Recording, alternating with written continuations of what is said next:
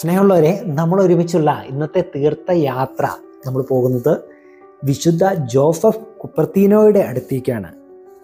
നമുക്കറിയാവുന്നതുപോലെ വിശുദ്ധ ജോസഫ് കുപ്പർത്തീനോ പറക്കുന്ന വിശുദ്ധൻ എന്നാണ് അറിയപ്പെടുന്നത്.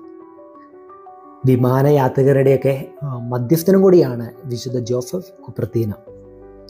നമ്മൾ റോമിൽ നിന്ന് റീജിയണൽ ട്രെയിൻ എടുത്ത് ഏകദേശം 300 കിലോമീറ്റർ ട്രാവൽ ചെയ്താണ് അങ്കോണയിൽ എത്തുന്നത്. അങ്കോണയിൽ നിന്ന് നമ്മൾ ഓഫിമോയിലേക്കുള്ള ബസ് എടുത്താണ് നമ്മൾ ഓഫിമോയിലേക്ക് എത്തുക. ഇവിടെ എത്തിക്കഴിഞ്ഞാൽ ഇവിടുന്ന് മലമുകളിലേക്ക് വലിയൊരു ലിഫ്റ്റിലാണ് നമ്മൾ പിന്നെ പോവുക. കാരണം ഒരു മലയുടെ മുകളിലാണ് വിശുദ്ധ ജോസഫ് കുപ്പർത്തീനോയുടെ കത്തീഡ്രൽ ദേവാലയം സ്ഥിതി ചെയ്യുന്നത്. അങ്ങോട്ടുള്ള യാത്ര ഈ ലിഫ്റ്റിൽ ഒരു 15 മിനിറ്റോളം ഈ ലിഫ്റ്റ് നമ്മളെ ഒരു മലയുടെ മുകളിലേക്ക് കൊണ്ടുപോകും. അങ്ങനെ ആ മലയുടെ മുകളിൽ നിന്നുള്ള ഒരു ദൃശ്യമാണ് നമ്മളിവിടെ കാണുക. മലമുകളിൽ എത്തിക്കഴിഞ്ഞാൽ നമ്മൾ അല്പം നേരം നടന്നാൽ നമ്മൾ വിശുദ്ധ ജോസഫ് കുപ്പർത്തീനോയുടെ ബസലിക്ക ദേവാലയത്തിലേക്ക് എത്തിച്ചേരുകയാണ്. വിശുദ്ധ ജോസഫ് കുപ്പർത്തീനോയുടെ ബസലിക്ക ദേവാലയം. നമുക്ക് ഈ ബസലിക്ക ദേവാലയത്തിലേക്ക് പ്രവേശിക്കുകയും വിശുദ്ധ ജോസഫ് കുപ്പർത്തീനോയെ കുറിച്ചുള്ള കാര്യങ്ങൾ മനസ്സിലാക്കുകയും ചെയ്യാം. വിശുദ്ധ ജോസഫ് കുപ്പർത്തീനോയുടെ ജീവിതം എന്താണെന്ന്, ആ ജീവചരിത്രം നമുക്ക് മനസ്സിലാക്കുകയും ചെയ്യാം. 1602 വിശുദ്ധ ജോസഫ് കുപ്പർത്തീനോ ജനിക്കുന്നത്.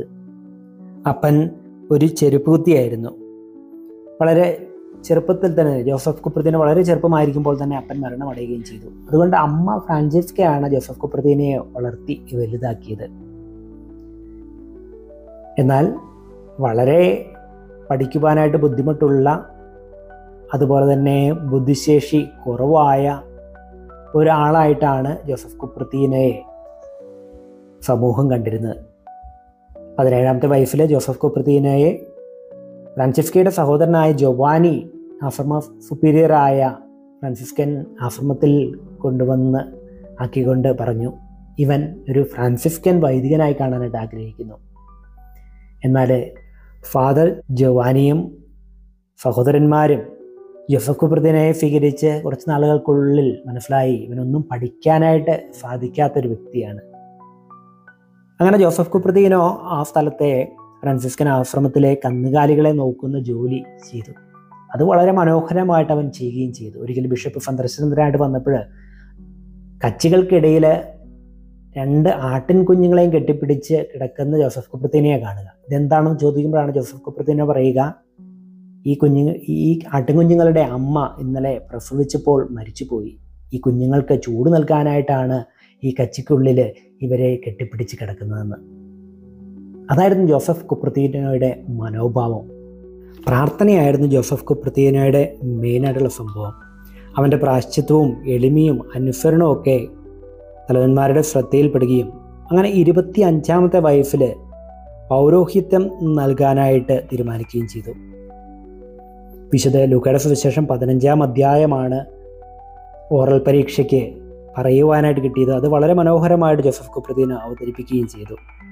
അങ്ങനെ പൗരോഹിത്യം സ്വീകരിച്ചു. ശരിയായി വായിക്കാൻ വേണ്ട രീതിയിലൊക്കെ അറിയത്തില്ലെങ്കിൽ പോലും ദൈവനിവേശിതമായ വിജ്ഞാനം, അത് ഏത് ദൈവശാസ്ത്ര പ്രശ്നവും വേണ്ട രീതിയിൽ കൈകാര്യം ചെയ്യാനുള്ള കഴിവും ദൈവം അദ്ദേഹത്തിന് നൽകിയിരുന്നു. പരഹൃദയ ജ്ഞാനവും പ്രവചനപരവും അദ്ദേഹത്തിനുണ്ടായിരുന്നു. അദ്ദേഹത്തെക്കുറിച്ച് ഇന്ന് അവിടെ സുപ്പീരിയറായിരിക്കുന്ന അച്ഛൻ നമ്മളോട് സംസാരിക്കുകയാണ് ചെയ്യുന്നത്. ആ അച്ഛനാണ് ഈ സ്ഥലമൊക്കെ നമ്മളെ കാണിച്ചു തരികയും എല്ലായിടത്തും കൊണ്ടുപോയി നമ്മൾ ഓരോന്നും പറഞ്ഞ് മനസ്സിലാക്കി തരികയും ചെയ്തുകൊണ്ടിരിക്കുക. അച്ഛൻ നമ്മളെ വിശുദ്ധ ജോസഫ് കുപ്പർത്തീനോ വിശുദ്ധ കുർബാന അർപ്പിച്ചുകൊണ്ടിരുന്ന ആ ദേവാലയം നമുക്ക് കാണിച്ചു തരികയാണ്. അങ്ങോട്ട് നമുക്ക് നീങ്ങാം.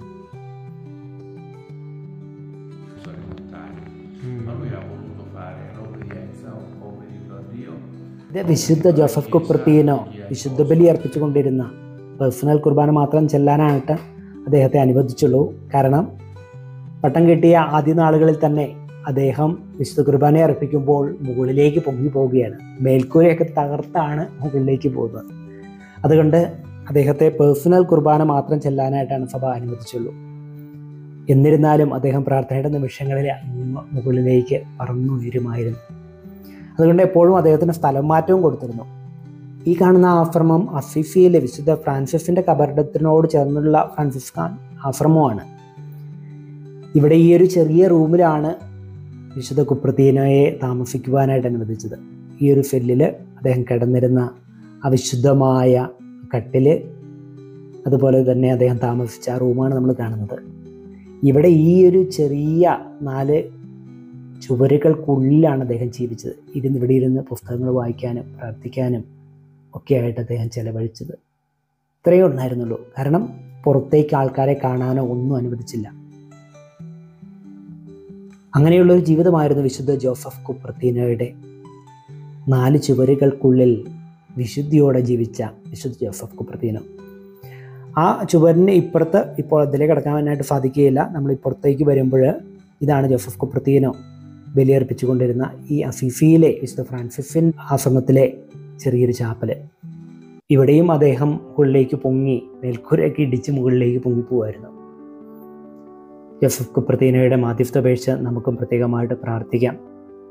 നമ്മൾ വീണ്ടും ഓഫിമോയിലേക്ക് തിരിച്ചു വരികയാണ്.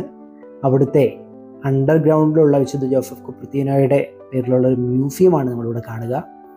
ജോസഫ് കുപ്രത്തീനോയുടെ അന്നത്തെ കാലത്ത് അദ്ദേഹം ഉപയോഗിച്ച പ്രാർത്ഥനാ പുസ്തകങ്ങളും പാത്രങ്ങളും അതുപോലെ തന്നെ ഉപയോഗിച്ച എല്ലാ കാര്യങ്ങളും ഒക്കെ ആയിട്ട് ഇവിടെ സൂക്ഷിച്ചു വെച്ചിരിക്കുന്നു. ഇതൊക്കെ റിലിക്സുകളായിട്ട് വിശുദ്ധൻ ഉപയോഗിച്ച ഏറ്റവും അടുത്തുപയോഗിച്ച വസ്തുക്കളായിട്ട് ഇവിടെ സൂക്ഷിക്കപ്പെട്ടിരിക്കുന്നു. ഇതിലൂടെയൊക്കെ നടന്നു നീങ്ങുമ്പോൾ വിശുദ്ധൻ്റെ പ്രത്യേക മാധ്യസ്ഥ അപേക്ഷിച്ച് നമുക്ക് പ്രാർത്ഥിക്കാം. വിശുദ്ധൻ ഉപയോഗിച്ച ചാലീസുകളൊക്കെയാണ് നമ്മൾ കാണുക. ആ വിശുദ്ധിയിൽ ജീവിക്കുവാൻ, പ്രാർത്ഥനയിൽ ജീവിക്കുവാൻ അദ്ദേഹം മുകളിലേക്ക് പറന്നുയർന്നത് വേറെ എന്തൊരു കാരണവുമല്ല, ഈശോയോടുള്ള സ്നേഹത്താൽ കത്തി ജ്വലിക്കുകയായിരുന്നു വിശുദ്ധൻ. ആ സ്നേഹത്തിൻ്റെ തീവ്രതയിൽ ഈശോയുടെ അടുത്തേക്ക് പോകാനുള്ള തീഷ്ണതയിലായിരുന്നു വിശുദ്ധ ജോസഫ് കുപ്രത്തീനോ. അദ്ദേഹത്തിന് അന്തരീക്ഷത്തിലൂടെ പറക്കുവാനുള്ള കഴിവുണ്ടായിരുന്നെന്നും പള്ളിയുടെ വാതിൽക്കൽ നിന്ന് ബലിപീഠത്തിലേക്ക് ജനക്കൂട്ടത്തിൻ്റെ മീതെ പറക്കുന്നത് നൂറുകണക്കിന് ആളുകൾ പലപ്പോഴും കണ്ടിട്ടുണ്ട്. ഇതൊക്കെ വിശുദ്ധൻ തിരുപ്പട്ടം സ്വീകരിച്ചതിന് ശേഷം ആദ്യ നാളുകളിൽ സംഭവിച്ചതാണ്. പിന്നീട് വിശുദ്ധനെ വീട്ടു തടങ്കലിലാക്കുകയായിരുന്നു. ചിലർ പറഞ്ഞു പിശാച് ബാധിച്ചുകൊണ്ടാണ് ഇങ്ങനെ പ്രവർത്തിക്കുന്നതെന്ന് പറഞ്ഞുകൊണ്ട് വീട്ടു തടങ്കലിലായിരുന്നു. എന്നാൽ അവിടെ കൂടുതലും പ്രാർത്ഥനയ്ക്ക് സമയം ചെലവഴിക്കുകയും പ്രാർത്ഥനയിലും ധ്യാനത്തിലുമായി കൊണ്ട് വിജ്ഞാനത്തിൽ അദ്ദേഹം വളർന്നു. അതുകൊണ്ട് തന്നെ വിശുദ്ധനെ തേടി ഒത്തിരി മഹത് വ്യക്തികൾ വിജ്ഞാനം അന്വേഷിച്ച് വിശുദ്ധൻ്റെ അടുത്ത് പല പ്രശ്നങ്ങൾക്കും പരിഹാരത്തിനായിട്ട് വിശുദ്ധനെ പ്രൈവറ്റായിട്ട് കാണുവാനായിട്ട് വന്നിരുന്നു.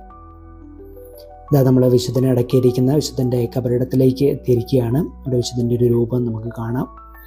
വിശുദ്ധൻ്റെ പ്രത്യേക മാധ്യസ്ഥം നമുക്ക് അപേക്ഷിക്കാം. ഈശോയെ പൂർണ്ണ ഹൃദയത്തോടെ, പൂർണ്ണ മനസ്സോടെ, പൂർണ്ണ ആത്മാവോടുകൂടെ സ്നേഹിക്കുവാനായിട്ട്, പ്രാർത്ഥനയിലെ ഈശോയുമായിട്ട് ഒന്നായി തീരുവാനുള്ള കൃപയ്ക്കായി നമുക്കും പ്രാർത്ഥിക്കാം. ദൈവസ്നേഹത്താൽ സ്വർഗത്തിലേക്ക് പറന്നുയരാനായിട്ട് എപ്പോഴും തിടുക്കം കാണിച്ച വിശുദ്ധ കുപ്രത്തീനോയുടെ മാധ്യസ്ഥം നമുക്ക് പ്രാർത്ഥിക്കാം. നമ്മുടെ പ്രാർത്ഥനകൾ, നിയോഗങ്ങളെല്ലാം വിശുദ്ധ കുപ്രത്തീനോ വഴി ദൈവസന്നിധിയിലേക്ക് നമുക്ക് ഉയർത്താം. അവിടുത്തെ വലിയ അനുഗ്രഹം നമുക്ക് സ്വീകരിക്കാം. നമ്മുടെ കർത്താവായ ഈശോ മിശിഹായുടെ കൃപയും പിതാവായ ദൈവത്തിൻ്റെ സ്നേഹവും പരിശുദ്ധാത്മാവിൻ്റെ സംസർഗവും വിശുദ്ധ ജോസഫ് കുപ്രത്തീനോയുടെ മാധ്യസ്ഥവും നാം എല്ലാവരോടും കൂടെ ഉണ്ടായിരിക്കട്ടെ, ഇപ്പോഴും എപ്പോഴും എന്നേക്കും. ആമേൻ. ഈശോ മിശിഹായ്ക്ക് സ്തുതിയായിരിക്കട്ടെ.